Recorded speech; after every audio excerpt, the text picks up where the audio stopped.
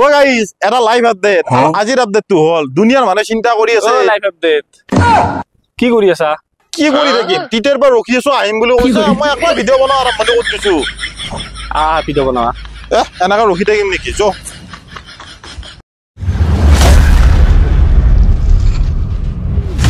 নমস্কাৰ আপোনালোক সকলোকে স্বাগতম জনাইছো মোৰ এই আড্ডাউইথ কন্টেন্ট ক্ৰিয়েটৰ সিৰিজটোলৈ যেহেতু মই আপোনালোকক ভিডিঅ'ৰ দ্বাৰা কৈছিলো যে আমাৰ প্ৰথমজন গেষ্ট হৈছে সুইট খান এই আমাৰ মাজত সুইট খান নমস্কাৰ সকলোকে নমস্কাৰ জনালো তো সুইট খান বুলি ক'লে সকলোৱে চিনিয়ে পায় আৰু তেখেতক চিনাকি কৰি দিয়াৰ প্ৰয়োজনে নাই পোন প্ৰথমে সুইট খানৰ পৰা তেখেতৰ এটা ফেমাছ ডায়লগ তেখেতৰ মুখৰে শুনিব বিচাৰিম ফেমাছ ডায়লগ বুলি ক'লে মই যিটো আমাৰ মোৰ প্ৰথম ভাইৰেল হৈছিলে হল উঠিল টকাৰ গছ মই এইটো ডায়লগে মাৰি দিছো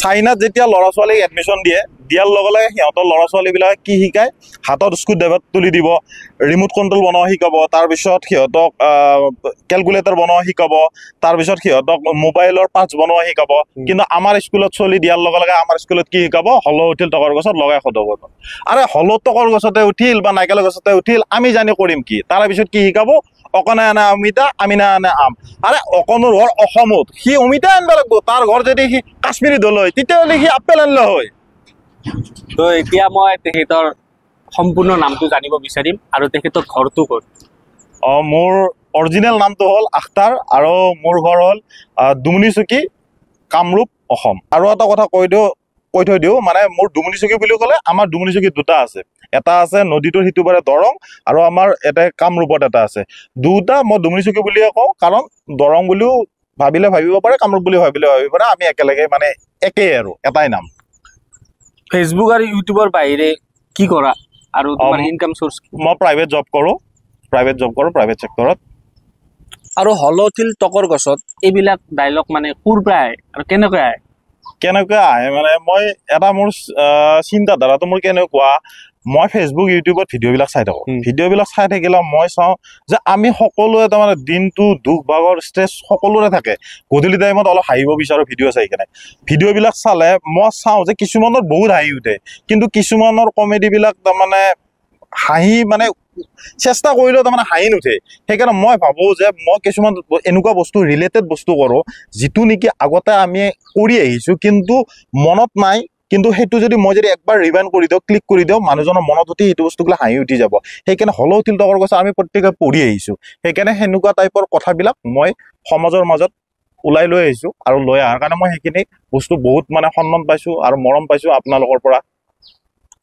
এতিয়া নেক্সট কুৱেশ্যন আমাৰ ৰাইজৰ ফালৰ পৰা এটা সুধো ৰাইজৰ এজনে সুধিছিল আৰু ইটছ মি জালা মেন কোনোবা এনেকুৱা ই ৰিক্সাত 3টা চকা 4টা চকা নহয় কিয় ই ৰিক্সাত 3টা চকাৰ হোৱাৰ মেইন কাৰণটো হৈছে এইটো হৈছে 3টা চকাটোৱে হৈছে দৰিদ্ৰৰ প্ৰতীক যদি তুমি গৰীব হয় তেতিয়াহ'লে তোমাৰ 3টা চকাৰ তুমি মালিক আৰু যদি তুমি ধনী হয় তেতিয়াহ'লে 2টা চকা বা 4টা চকাৰ মালিক এইটো কিয় কৈছোঁ মই দৰিদ্ৰৰ মানে এইটো প্ৰতীক বুলি কেনে তোমালোকে চাবা মই সঁচা কথা চিধা কথা কওঁ ভাই কোনোবা বেয়া পাব পাৰা 4 চকীয়া ভাড়া মাৰা গাড়ীও আছে কিন্তু সিহঁতৰ লাক্সাৰী গাড়ীও আছে বাইকৰ একেবাৰে কম দামী গ্লেমাৰ বা কিবা কিবি গাড়ীও আছে একেবাৰে কোটি টকীয়া লাখ টকীয়া গাড়ীও আছে বাইকৰ কিন্তু 3 চকীয়াত দেখিছা লাক্সাৰী গাড়ী দেখিছা নাই সেইকাৰণে সেইটো 3 চকীয়া সদায় দৰিদ্ৰৰ প্ৰতীক বুলি কওঁ মই সুইট খানৰ ভিডিঅ' মানুহে কিয় চায় আৰু তেখেতক অসমৰ ৰাইজে কিয় আঁকোৱালি লৈছে কি বুলি ভাবে আপুনি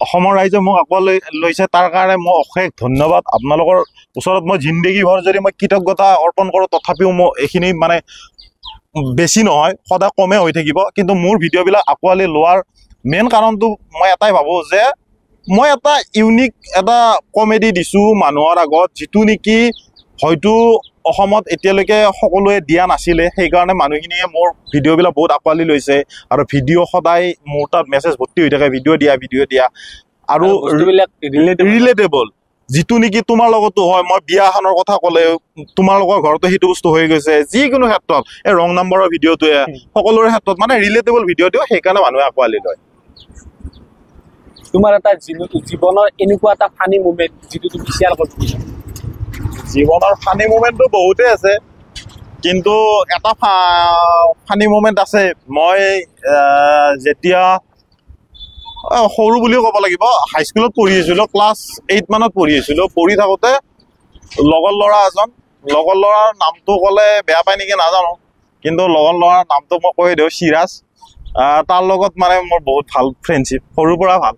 নহ'লে সিও গামোচা পিন্ধি, ময়ো গামোচা পিন্ধি কেনে আমাৰ বাটত, তাৰ মামাহঁতৰ ঘৰ আমাৰ ইয়াতে, বাটত থিয় হৈছিলোঁ। মই গামোচাখন টান মাৰি লৈ কেনে দাউৰ দিছিলোঁ, সি উপায় নাপাই কেনে পুখুৰীত জাপ মাৰিছিল। এইটো এটা জীৱনৰ এনেকুৱা এটা দুখ লগা সময় যিটো তুমি শ্বেয়াৰ কৰিব বিচাৰা। জীৱনৰ দুখ লগা সময় এটাই যে মোৰ কাৰণে যেতিয়া ঘৰৰ মানুহে একটোপাল হ'লেও চকু পানী ওলাইছে, সেইটোৱে মোৰ কাৰণে জীৱনত বহুত দুখ লগা ঘটনা। যদি কিবা এটা ভুলৰ কাৰণে হয়তো মই গোটেইখিনি শ্বেয়াৰ কৰিব নোৱাৰোঁ, কেতিয়াবা কিছুমান ক্ষেত্ৰত মোৰ কাৰণে ঘৰৰ মানুহে দুখ পায়, আৰু সেইটোৱে মোৰ জীৱনৰ কাৰণে চবতকৈ দুখ লগা ঘটনা। তুমি বৰ্তমান ছিংগেল নে ৰিলেশ্যনশ্বিপত আছা, নে মেৰিড, নে কিবা বেলেগ, নে কোনোবা আছে তোমাৰ? থকাটোতো থাকিবই লাগিব, অকলেতো থাকিব নোৱাৰি। সেইটোতো হয়। তো এতিয়া আমি আকৌ ৰাইজৰ মাজত আহি যাওঁ, ৰাইজৰ কুৱেশ্যন। RKH সুধিছে, চুলিকেইডাল কিয় নাকাটে? চুলিকেইডাল কিয় নাকাটো মানে মোৰ অলপ ধাৰ আছে, মই যেতিয়া ধাৰখিনি মাৰিব পাৰোঁ, লোনৰ এপ্লাই কৰি আছোঁ, মোৰ যিদিনাখন ধাৰখিনি মাৰিব মই বিদ্যা কচাম সিদিনাখনে চুলি কাটি। নেক্সট আকৌ কৌশিকে সুধিছে, দাদা আপুনি ইণ্ডিয়ান এডুকেশ্যনৰ ওপৰত কি ক'ব খুজিছে চাইনা এডুকেশ্যনৰ তুলনাত? চাইনা এডুকেশ্যনৰ তুলনাত আমাৰ ইণ্ডিয়ান এডুকেশ্যন ডেভেলপ হ'ব বহুত বাকী আছে। আমাৰ আগুৱাই যাই আছে, গ'লেও বহুখিনি বাকী আছে। এতিয়া মই যিখিনি ক'ম সেইখিনি হয়তো সকলোৰে কাৰণে গ্ৰহণযোগ্য নহ'ব, কিন্তু কি জানানে, সময়ৰ লগত টেকন'লজি যেনেকুৱা বাঢ়ি গৈছে, মই ভাবোঁ আমাৰ এডুকেশ্যন ছেক্টৰতো টেকন'লজিটো বাঢ়ি যোৱাটো ভাল, বেটাৰ। চুইট খানে লাভ প্ৰেম মানে কি বুজে? বিশ্বাস। বিশ্বাস। বিশ্বাস। কেতিয়াবা নামাতা বিয়া গৈ পাইছেনে? মাতে কোনখনত ঘৰত গমেই নাপাওঁ, ওচৰে পাজৰে বিয়া থাকিলেই চবতে যাওঁ, কিন্তু মাতছি নানা কোনোদিন খবৰ লৈয়ে পোৱা নাই এতিয়ালৈকে। ওচৰত বিয়া হ'লে ডাইৰেক্ট যাওঁ কথা। ঠিকে আছে। জীৱনত কাৰোবাৰ বাবে কান্দি পাইছেনে? কাৰোবাৰ কাৰণে কান্দি পাইছোঁ। ঘৰৰ এটা ইনচিডেণ্টত বহুত কান্দিছিলোঁ মই। আৰু জানাই নহয়, ল'ৰা মানে যিমান দুখ থাকিলেও নাকান্দে, ভিতৰত থাকে, নাকান্দে কেতিয়াও। সেইটোতো হয়। যদি জীৱনত এনেকুৱা এটা সুযোগ পোৱা, সময়ৰ পিছফালে যাব পাৰি, 2015 চন ধৰি লোৱা, তেতিয়া কোনটো ভুল মানে শুধৰাব বিচাৰিবা? আৰু জীৱনৰ মানে জীৱনত যদি এনেকুৱা এটা সুযোগ পোৱা, আৰু মই সেইটো ভুল এটা শুধৰাব বিচাৰিম। মই এটা টাইমত কিবা এটা কাম কৰিছিলোঁ, কামটোৰ পৰা মানে মই বহুখিনি ডেভেলপ হৈছিলোঁ, কিন্তু সেই বস্তুটো মই তাৰমানে ধৰি ৰাখিব নোৱাৰিলোঁ। হয়তো মই পিছত ৰিয়েলাইজ কৰিছোঁ, কিন্তু মই যদি মানে এইটোত যদি মই সময় চক্ৰত যদি পিছুৱাই যাব পাৰিলোঁ হয়, মই সেইটো বস্তু মানে মই ভাল কৰি থৈ আহিলোঁ। ইয়াৰ মাজত আকৌ ৰাইজৰ কুৱেশ্যনলৈ আহোঁ। চাকসেনা টু পাৰ্টনাৰ, তোমাৰ এক্সৰ কথা মনত পৰেনে? মোৰ এক্সৰ কথা মনত নপৰে। কিয় নপৰে জানানে? মোৰ মতে প্ৰেজেণ্টটোৱে চব হ'ব লাগে, সকলো হ'ব লাগে প্ৰেজেণ্টটো। যদি তোমাৰ ক্ষেত্ৰতো মোৰ ক্ষেত্ৰত প্ৰেজেণ্টটোক লৈ কেনে জীৱনটো পাৰ কৰিব লাগে। এক্সৰ কথাক লৈ কেনে মোৰ কবিতা লেখা অভ্যাস নাই।